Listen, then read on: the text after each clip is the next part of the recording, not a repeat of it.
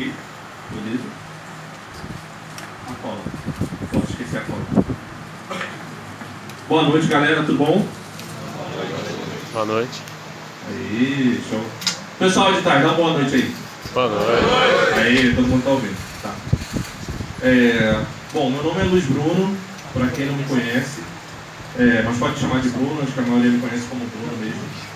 Eu sou aluno da UESO desde 2014, mas ao contrário do que muitos pensam, os alunos de ciência da computação se formam, tá? Tem alguns amigos nossos que já se formaram, tem uma galera que está quase se formando agora, e tem a galera que está batalhando para se formar, então a gente está se formando aí. E vocês também.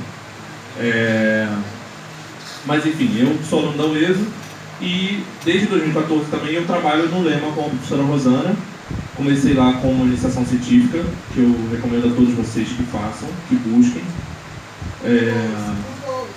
E isso, na época foi com bolsa do CFP, mas independente de com bolsa ou sem bolsa, eu estou sempre lá fazendo alguma coisa, assim como outros alunos que estão aqui estão sempre lá fazendo alguma atividade lá.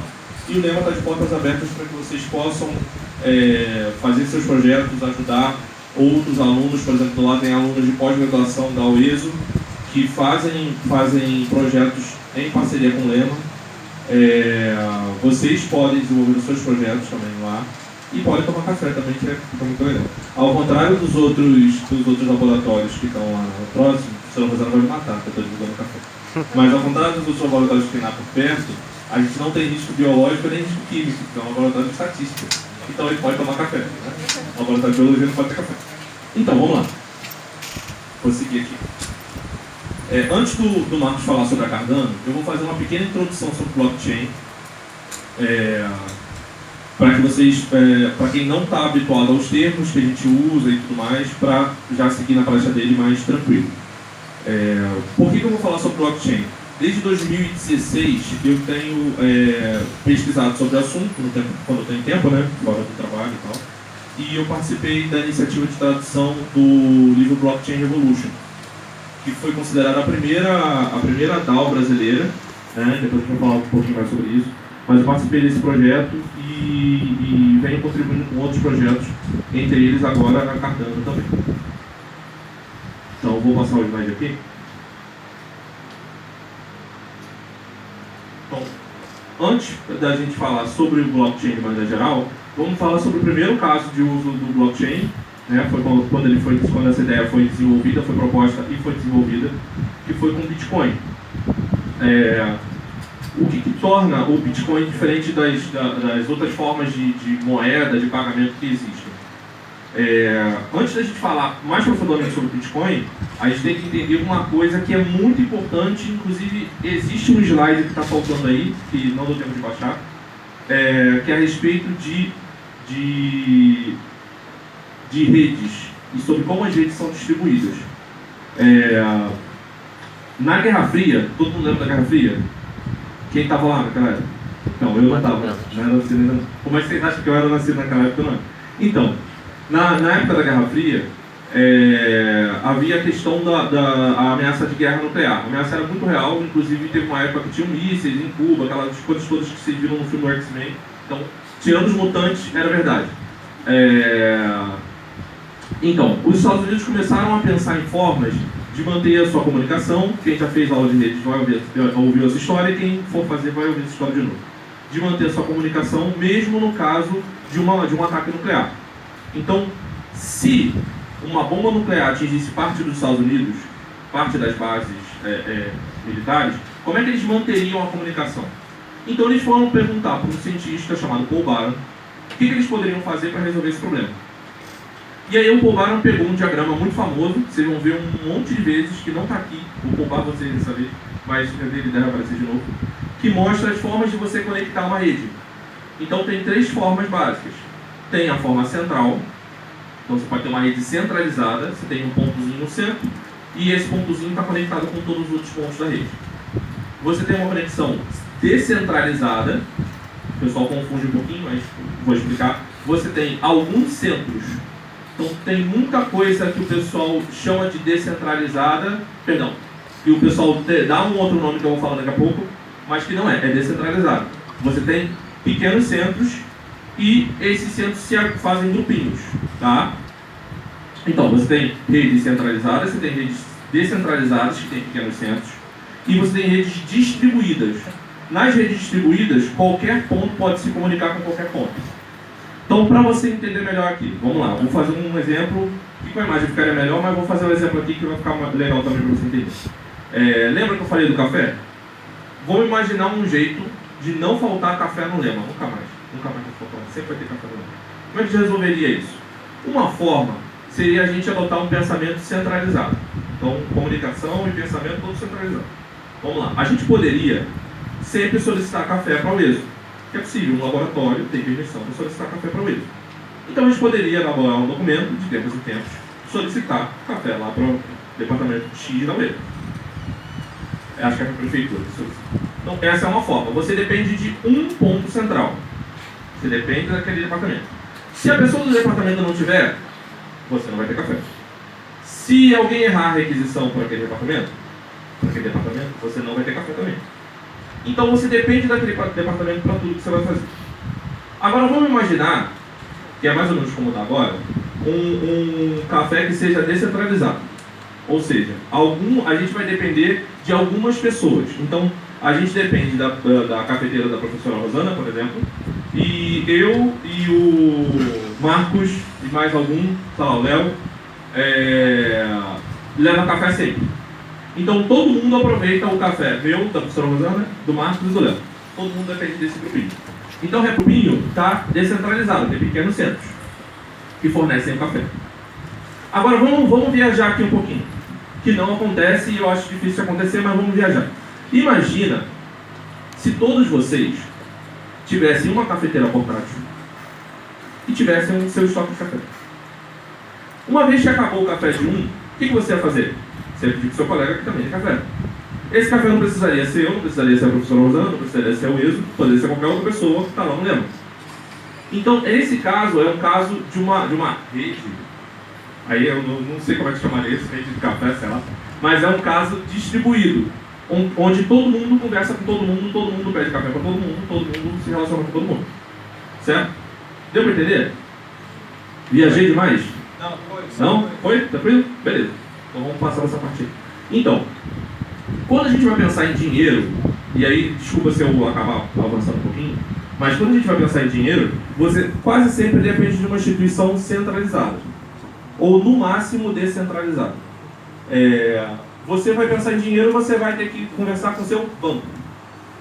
Esses bancos respondem ao Banco Central. Olha o centro aí, olha a rede centralizada aí. Esses bancos respondem ao Banco Central do Brasil ou do país que você está. E aí tudo é controlado por esse Banco Central, ou deveria ser controlado por esse Banco Central. Então quem controla a emissão de dinheiro, quanto dinheiro está circulando, se alguém comprou uma coisa com um valor muito alto, teve que transacionar um dinheiro muito alto, quem controla tudo isso é o Banco Central. E os bancos são obrigados a reportar qualquer transação muito alta para o Banco Central. Tá? Então eles sabem quando o dinheiro está sendo movimentado. Quando tem alguma investigação desse tipo Lava Jato aí, a primeira coisa que eles falam é segue o dinheiro. Porque alguém vai ter que reportar para onde foi o dinheiro e eles vão achar quem fez lá o delito. Então vamos lá. O que acontece de diferente no Bitcoin? O Bitcoin ele é baseado em redes descentralizadas ou em redes distribuídas. A gente costuma falar que são redes mais distribuídas do que centralizadas. Tá? Para ser bem específico. Então, no caso do Bitcoin, ele não depende de uma instituição central. Não tem nenhum banco central regulando ele, não tem nenhuma instituição que regula ele.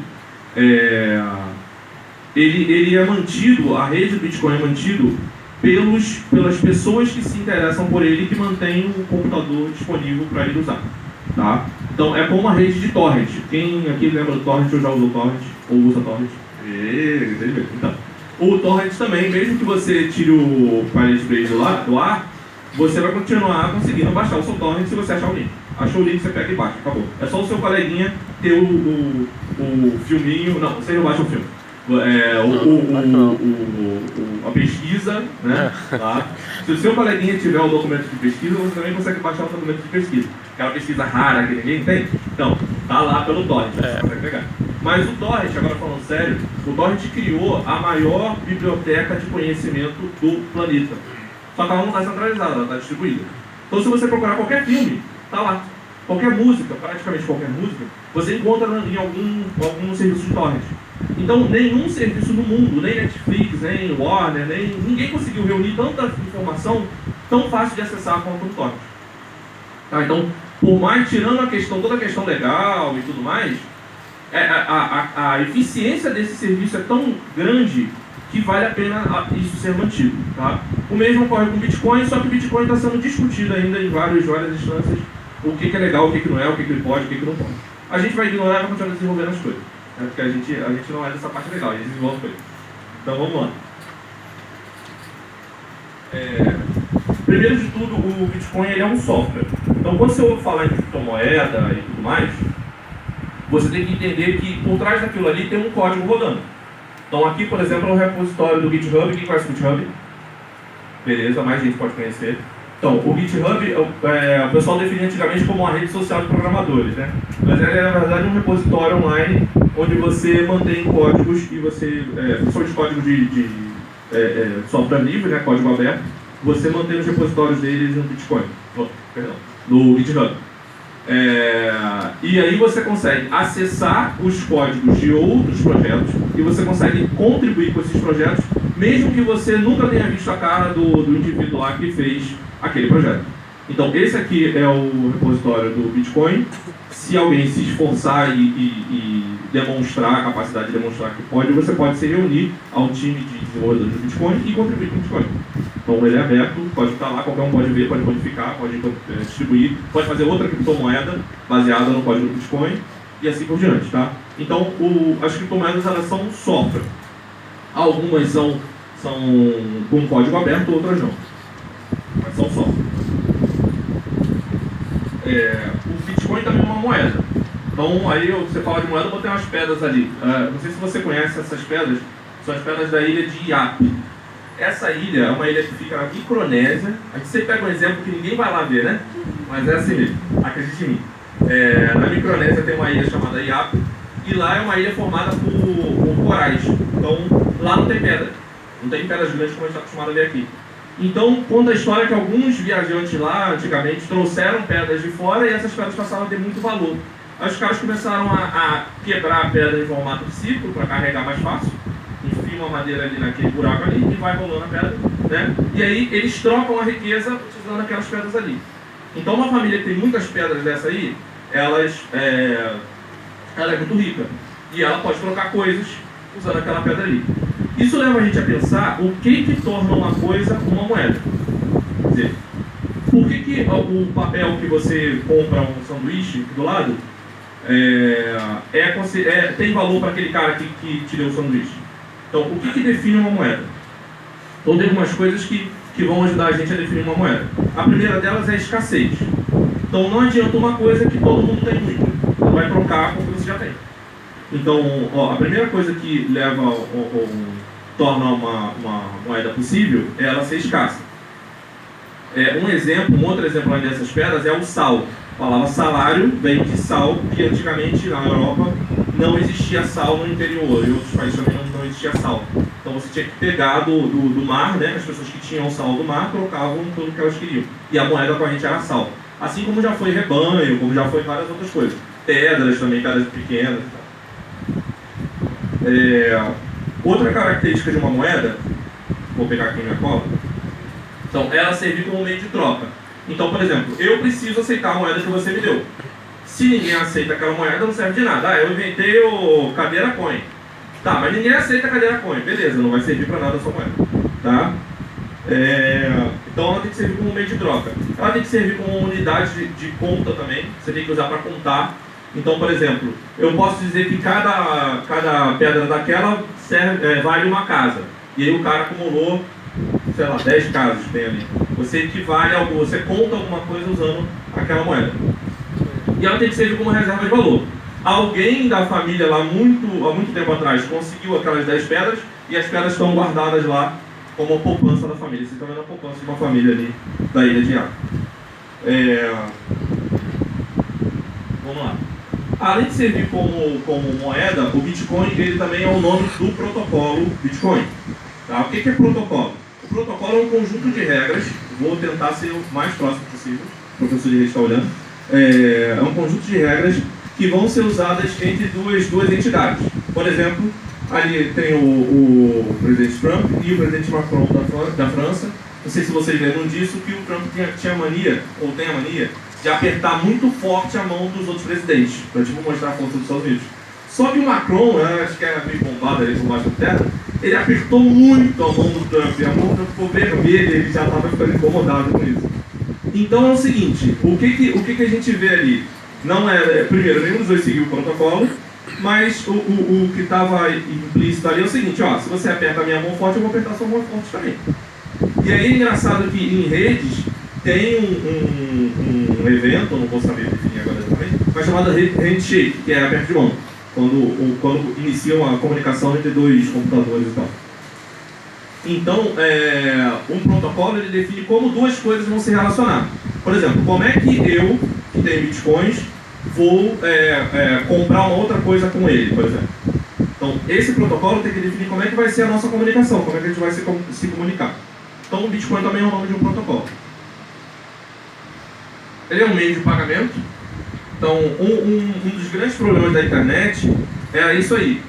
Há algum tempo já que o seu dinheiro, o dinheiro dos seus pais e tal, ele não é mais em papel. Ele é digital, ele está lá registrado no computador na conta do seu pai, e você passa o cartão e usa o seu dinheiro. Só que isso tudo continua associado ao dinheiro que foi criado lá na era industrial. É o dinheiro de papel, só que uma versão eletrônica. Então, até hoje, até quando o Bitcoin foi lançado, não havia nenhum meio digital que fosse projetado, pensado para a internet, para o mundo digital que a gente vive hoje.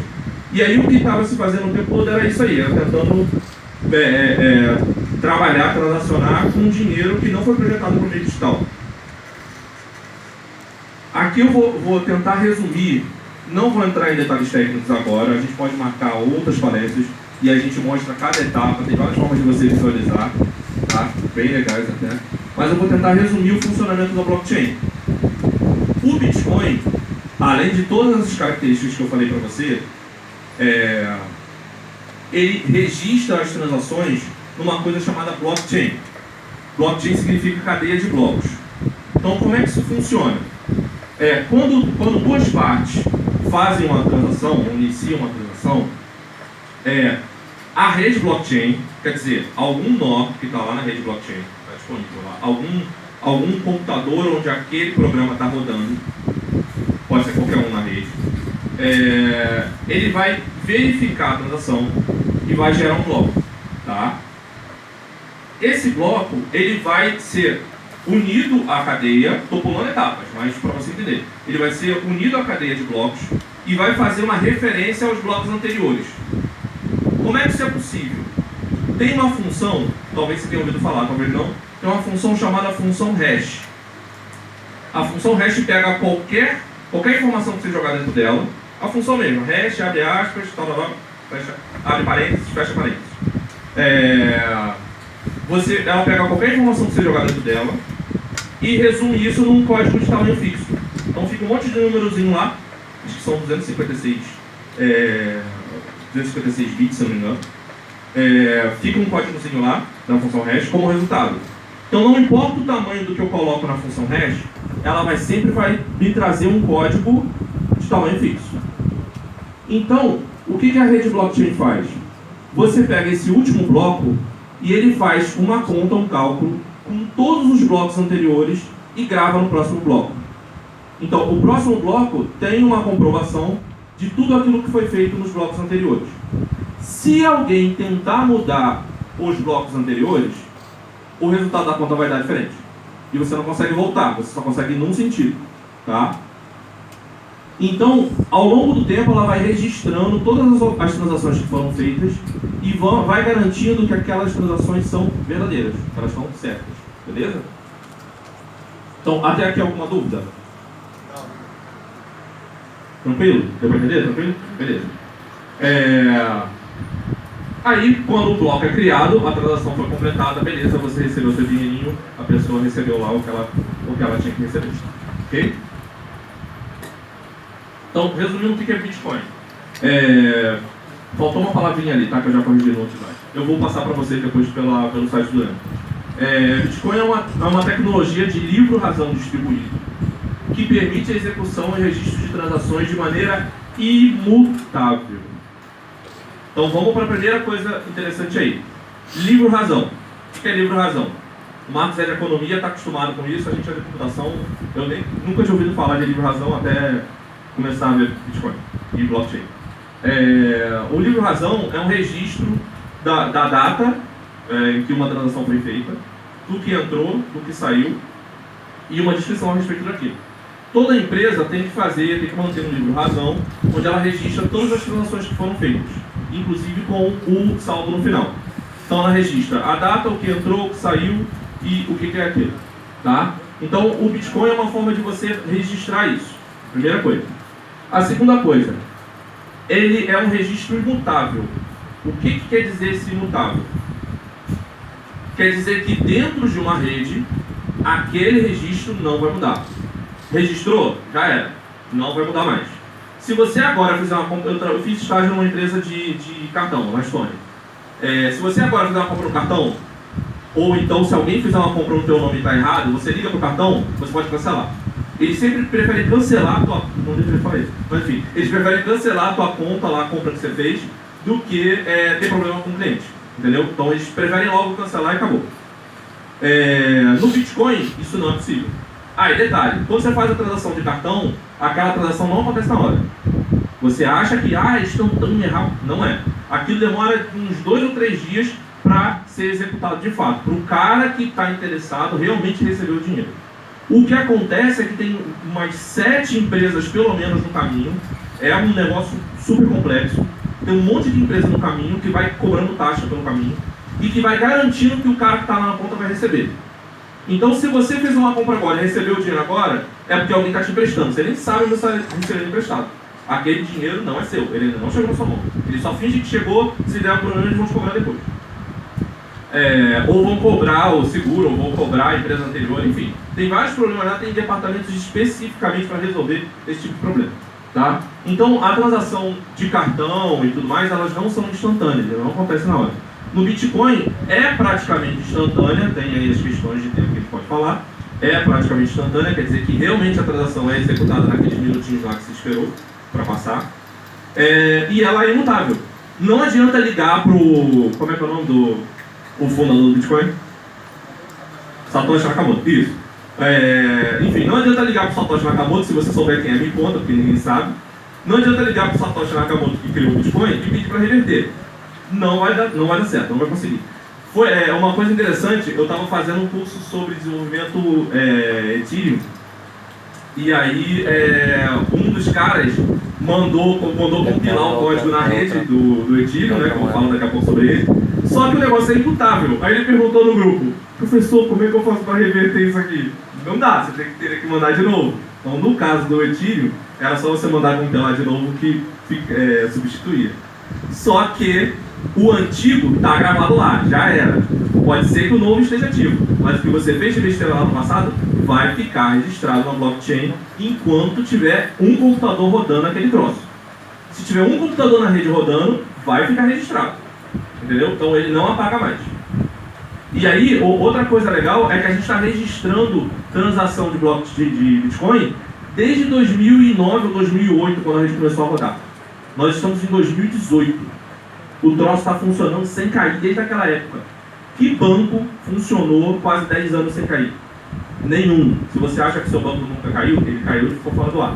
Inclusive teve uma pane enorme na rede Mastercard há algum tempo atrás, umas semanas atrás. A Europa ficou, acho que quase um dia sem o Mastercard. Então vamos lá. Então, resumindo, o que é blockchain? É uma estrutura de dados que armazena transações numa cadeia de blocos imutável em uma rede distribuída. Tá? Então, o blockchain é a estrutura de dados que vai armazenar as informações lá do Bitcoin ou das outras criptomoedas que a gente vai falar. Tá bom? Então, para confirmar a transação e para garantir que o cara que está confirmando aquela transação é confiável, é feita uma coisa chamada prova de trabalho. Proof of Work em inglês. Isso para o Bitcoin, tá? O que é a prova de trabalho? Na hora que é feita a transação, é colocado um númerozinho aleatório nessa transação. que o outro cara que está confirmando a transação tem que tentar adivinhar. Então é tentativa e erro, ele vai tentando adivinhar aquele númerozinho, Os caras que chegam mais perto, ou que conseguem adivinhar o númerozinho, até uma taxa de erro que existe, uma faixa de erro, os caras que conseguem isso ganham um prêmio, é a tal da mineração. Isso é minerar Bitcoin, é você ficar tentando encontrar esse númerozinho aleatório para garantir, ó, eu gastei trabalho com esse troço, eu mereço meu prêmio, tá? Por que isso é feito? Porque se não houvesse nenhum trabalho para minerar o Bitcoin, para obter o Bitcoin, primeiro que ele não seria tão escasso, ele seria fácil de obter, e você tem como garantir que o cara que validou aquela transação perdeu tempo, perdeu energia, perdeu trabalho fazendo aquilo ali acontecer. Então, é mais fácil você contribuir com a rede, você é recompensado por ajudar a rede, do que você tentar burlar a rede. Você ganha mais se pegar o teu computador, o teu poder de processamento e ajudar a rede a funcionar. Tá? Pode ir. A outra forma, que o Marcos deve falar um pouquinho também, é o Proof of Stake, que é a prova de participação. Então, na prova de participação, aí o Bitcoin não usa isso, tá? São outros criptomoedas que usam. No Proof of Stake, cada nozinho que está participando ali, ele vai comprometer uma parte da sua criptomoeda lá, do seu token, do valor que ele tem, para votar no bloco que é correto, no bloco que é válido, tá bom? Então, a votação vai ter um peso de acordo com aquilo que você comprometeu, tá certo? Então, se você comprometer lá sua criptomoeda e tentar burlar a rede, você vai perder dinheiro. Então, mais uma vez, eu tento incentivar que você ajude a rede, ao invés de você tentar burlar a rede. Então, vamos falar um pouquinho do Ethereum, tá? Essa não é a logo oficial do Ethereum, foi só uma brincadeira aí que o cara fez, que eu achei muito legal. O Ethereum, vou falar Ethereum, tá? Tem uma galera que fala Ethereum, tem uma galera que fala Ethereum, fala Ethereum, porque tem gente que fala Ethereum, tá? Então, vamos lá. O Ethereum, ele é uma criptomoeda, e ele é uma rede, bem parecido com o Bitcoin, só que ele foi pensado para permitir o processamento de informações, tá? Então, tem todas aquelas características que a gente falou do Bitcoin. A moeda do Ethereum é o Ether, tá? E, além disso, ele permite processamento. Aí a coisa começou a ficar bem legal. Por quê? Então, o Ethereum possui todas as características do Bitcoin e permite a execução de qualquer operação computacional. Alguém lembra desse cara aí? Caraca, o pessoal tá... Pera, show. O Turing, ele definiu algumas regras para você ter uma linguagem de programação completa. Então, o Ethereum permite rodar uma linguagem de programação completa nele, inclusive definir outras linguagens em cima dele. Então, isso abriu uma janela gigantesca, porque agora você não depende de um computador central. Lembra daquele papo lá do café lá no início? Então, você não depende de um computador central para conseguir rodar um software. Você pode rodar esse software na rede, no Ether, né? Então, isso permitiu várias coisas, entre elas os contratos inteligentes. Quando você faz um contrato, vamos lá, vamos pensar um pouquinho. Quando você faz um contrato de aluguel, você geralmente, se for, dependendo da pessoa que alugou, você tem que ir lá no cartório, reconhecer firma, você tem que ter uma terceira pessoa, ou então ter o fiador e tudo mais. Você tem que ter uma terceira pessoa para garantir que aquele contrato é válido, que aquele contrato é bom, que dá para confiar em você. Então você tem uma terceira pessoa confiável. Quando você faz um seguro, mesma coisa, tem lá um banco, a empresa de seguro e tudo mais.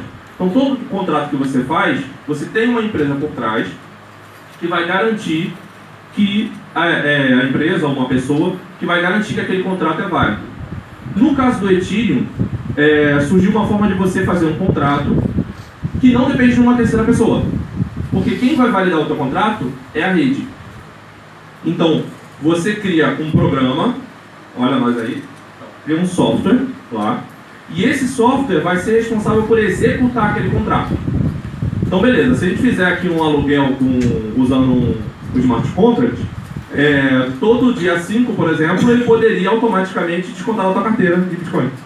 Não precisaria o teu senhorio te cobrar. Entendeu? Então, é uma aplicação. Nem sei se alguém já fez isso. Mas, enfim, é uma aplicação possível. Então os smart contracts, como o Ethereum tem o Ether, que é uma moeda, e ele roda um software, ele não depende mais de uma terceira pessoa para ficar manipulando dinheiro.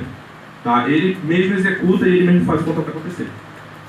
A outra coisa que se tornou possível são os dApps, que são aplicativos distribuídos.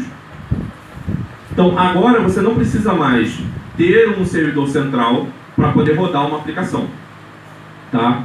É claro que tem várias, aí entra um outro ponto que é legal para a gente, que é o seguinte: muitas dessas coisas são apresentadas inicialmente de maneira teórica, mas na hora de implementar é complicadíssimo, e aí você acaba abrindo mão de algum ponto de algum ponto de distribuição. Tipo, eu vou usar algum servidor central lá para fornecer alguma informação para a rede.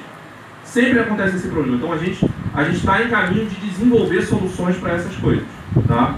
De conseguir aplicações que sejam de fato completamente distribuídas. Tá? Isso é um problema que está sendo enfrentado. Mas a ideia é essa: você, ao invés de depender da Amazon, do Google, seja lá qual for o servidor que você vai usar, você tem aquele software rodando na rede Ethereum ou na outra rede da Cardano, na outra rede que estiver disponível ali que você estiver usando. Tá? Então, aí isso tornou possível uma coisa chamada DAO. Eu comentei isso há uns 2 anos, quando eu comecei a falar desse negócio. A gente comentou sobre um capítulo dos Simpsons em que o Homer resolvia ser caminhoneiro, porque o cara morreu lá numa disputa de comida, o caminhoneiro morreu e ele resolveu assumir o caminhão do cara e dirigir. Só que a gente descobre um segredo, que era o segredo dos caminhoneiros, é o nome do capítulo. Os caminhoneiros, na verdade, não dirigem. Todos os caminhões se dirigem sozinhos e os caras ficam lá relaxando dentro do caminhão. Então, só que o Homer acaba revelando esse segredo para todo mundo. Então, as DAOs, elas são empresas que não dependem da ação direta lá de um gestor, não precisa do seu patrão estar controlando lá o que é feito dentro da empresa. Se você tem um contrato inteligente que vai dizer o que foi feito e para onde vai o dinheiro, para que tem que ter o patrão lá fazendo isso? Não precisa. Para que tem que ter o gerente lá? Não precisa. Então, se algum tempo atrás a gente eliminou um monte de empregos no setor bancário, em vários outros lugares, porque a gente automatizou as tarefas repetitivas, agora a gente pode automatizar as tarefas de gestão também. Então, um exemplo disso é uma DAO que já está em atividade hoje. Na época, a primeira vez que eu falei disso, eles estavam em desenvolvimento. Hoje já está em produção, existe, funciona, você pode usar aqui no Brasil se quiser, que é vou pegar a colinha aqui. É um Uber que roda na blockchain. Arcade City, lembrei. Ele surgiu do seguinte: em Austin, no Texas, o governo estava tentando proibir o Uber. Então uma galera, não sei se foi uma hackathon ou uma universidade, eu não lembro como é que foi a história, mas juntou uma galera, um grupo de desenvolvedores, e resolveu criar uma DAO que substituísse o Uber. Para que eu tenho que ter um Uber dizendo quanto o cara vai receber? Se é um software que calcula a distância que o cara percorreu, é um software que vai executar o pagamento, não precisa ter o Uber lá. Então vamos tirar o Uber e vamos fazer uma DAO que faça isso. Então já está rodando, tem lá um smart contract que verifica até onde o cara te levou e executa o pagamento lá em criptomoeda, que eu não sei qual é a criptomoeda que ele usa. Mas ele executa o pagamento diretamente. A grande diferença aí do Uber, por exemplo, é que o Uber tem todo o marketing envolvido e tudo mais. Se o cara for optar por ele pelo Arcade City, ele tem que ser um empreendedor, ele tem que meter a mão na massa e divulgar o trabalho dele. Mas, conforme a rede vai crescendo, quanto mais pessoas estão na rede, mais forte essa rede se torna. Tá? E tem outras DAOs por aí. Agora, uma coisa que é muito interessante para a gente, que também mudou com as criptomoedas, são os antigos IPOs. No mercado tradicional, quando uma empresa está rodando, quando ela está num estágio maduro e tudo mais, ela começa a abrir o capital dela na bolsa. E aí é a oferta inicial daquela empresa, que é o IPO. O IPO do Facebook, por exemplo, rendeu 12 bilhões de dólares, se não me engano. Tá? Então isso como é feito no mercado tradicional. Acontece que com as criptomoedas se tornou possível uma coisa chamada ICO, em que ao invés de você oferecer para o mercado depois de estar maduro, você antes mesmo de entrar no mercado, você tem uma ideia, tem algum protótipo, enfim, você tem uma ideia lá para executar, você pode executar uma oferta inicial de criptomoedas e já começar a receber o dinheiro antes de você ter o software rodando. Então, uma coisa que a galera tem que tomar cuidado, principalmente a galera que não é de desenvolvimento, não tem noção disso. Às vezes o cara acha que o cara fez um ICO, ganhou 1 bilhão, já está funcionando. Não está. O Ethereum começou com, acho que foram 290 milhões o ICO do Ethereum, e eles não tinham nada rodando. Não existia, não estava em produção. Tinha, acho que só o protocolo mesmo do Ethereum, mas as DApps, as ideias, não estavam rodando, não estavam lá. Então, quando é feito um ICO, é antes do desenvolvimento começar, o desenvolvimento está aprofundado. Tá? Apesar disso, apesar de serem aplicações que não estão rodando, que não estão em produção e tudo mais, olha o tamanho do mercado de ICO. Tá? Aquele exemplo foi de uma aplicação do Telegram para transmissão de criptomoeda pelo Telegram. Eles arrecadaram 1,7 bilhões de dólares. Aí você compara, o Facebook arrecadou 12 bilhões de dólares, existe desde 2004, foi 2012 que ele fez isso, e o Telegram, sem nem ter a ferramenta pronta, arrecadou 1,7 bilhões. E tem outra coisa, eles selecionaram as pessoas que contribuíram, as empresas que contribuíram e quem contribuiu. Não foi tipo, todo mundo pode investir dinheiro. Não foi, eles selecionaram e mesmo assim arrecadaram 1,7 bilhões. Então, um mercado gigantesco. Antes de fechar, tem uma coisa que é importante nisso aí, que é assim, você tem todo esse mercado de ICOs, você tem todas essas ideias que são sensacionais, quanto mais você estuda, quanto mais você aprende, mais você quer conhecer, mais empolgado você fica, pelo menos eu fico. E aí entra a grande questão, tem dinheiro, tem ideia, tem projeto rolando, mas quem vai desenvolver isso? A grande demanda é por desenvolvedores. Quando alguém chega no grupo e fala assim, preciso de desenvolvedor, aí alguém fala, sério? Tá todo mundo precisando de desenvolvedor. E aí entra a outra questão que é assim, as empresas que estão trabalhando nisso têm um risco de segurança muito grande, que estão mexendo com dinheiro, as coisas são automatizadas, se der errado perde dinheiro mesmo, não tem para onde correr, já era, perdeu. Então geralmente elas procuram profissionais com nível sênior.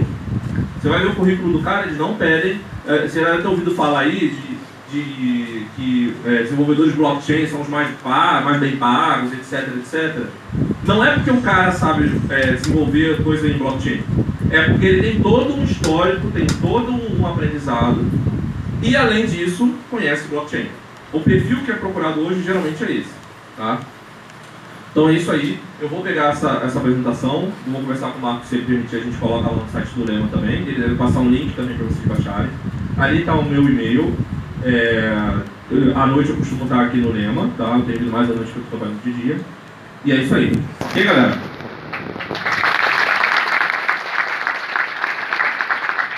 Agora eu vou aqui de Marcos, vai falar sobre a Cartano, tá ok? E vai falar um pouquinho com vocês.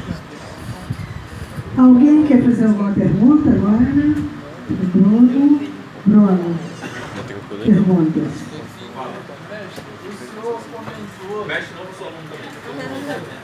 O senhor comentou em relação à automatização da gestão em caráter de empresa. O senhor acredita que uma automatização em razão de um caráter governamental seria viável e aplicável? Sim, eu acredito firmemente nisso. Na prática, a gente já não precisa. A gente está numa universidade estadual, pública e tudo mais. Eu acho importante a educação e saúde, são questões de segurança, são coisas que são importantes do Estado manter. Mas, na minha opinião, boa parte das coisas que o Estado faz não servem para nada. Tem muita burocracia, tem muita coisa que é feita repetitivamente, tem muito dinheiro sendo jogado fora, dinheiro nosso. Então, no fundo, a gente não precisa de muitas coisas com a tecnologia atual, sem envolver blockchain. A gente já não precisa de muita coisa que já acontece dentro do governo, que é só para gastar dinheiro do povo, só para isso serve. Mas é a minha opinião pessoal. Então esse é o ponto. Um exemplo legal para a gente olhar do que já existe aí aplicando blockchain é a Estônia. Se você for fazer um ICO hoje no Brasil e comparar com a captação, a distribuição de ações e tudo mais, se você fizer esse paralelo, você provavelmente vai ter problemas legais. Existe uma restrição legal aí e tudo mais. Depois que você consegue, você pode ter problemas lá na frente. O que muitas startups estão fazendo no Brasil hoje? Na Estônia, existe a possibilidade de você ser um cidadão eletrônico. Você faz, É como se você fosse, eu não sei o termo correto, mas é como se você fosse um cidadão eletrônico. Porque Cidadania digital. cidadania digital, obrigado, mano. Você tem direito à cidadania digital. Então, o que muitos... e aí, todo o sistema da Estônia, desde 2012 eles estão trabalhando nisso, ele é acompanhado por uma aplicação que envolve blockchain, envolve DLT, envolve outras coisas que a gente falou aqui. O que muitas startups estão fazendo? O cara brasileiro tira uma cidadania digital da Estônia, registra a empresa que ele abriu no Brasil na Estônia, roda na Estônia e continua a sua vida e toca a sua vida, faz seu SEO, ganha seu dinheiro e acabou. Então, o Brasil está perdendo dinheiro, para começo de conversa, negando esse tipo de tecnologia, por não entender esse tipo de tecnologia. E segundo, tem toda a ineficiência que a gente já conhece do Estado e que o blockchain ajudaria a resolver, assim como todas as outras tecnologias que a gente já conhece. Tá? Minha opinião é essa. Quem mais? Falei. O senhor comentou no meio lá no começo da palestra que havia uma quantidade boa de third-party apps, né? De empresas que faziam essa segurança na integridade da transação, que demoraria até 3 dias. Ao, por exemplo, a gente utilizar uma blockchain, haveria interesse do comércio, do mercado de adaptar o blockchain, principalmente porque usaria menos dessas empresas. Você crê que haveria um interesse grande dessas outras empresas de manter a blockchain funcionando? Então, existe, tanto que eu não tem nenhum slide falando sobre isso, mas as maiores empresas que estão envolvidas nesse negócio, no negócio de tecnologia, no negócio financeiro, já estão de olho na tecnologia blockchain e nessas tecnologias que estão associadas a isso. Então, por exemplo, tem o Hyperledger, que tem a participação da IBM, tem o Santander, desenvolveu aplicações também para transferência de dinheiro,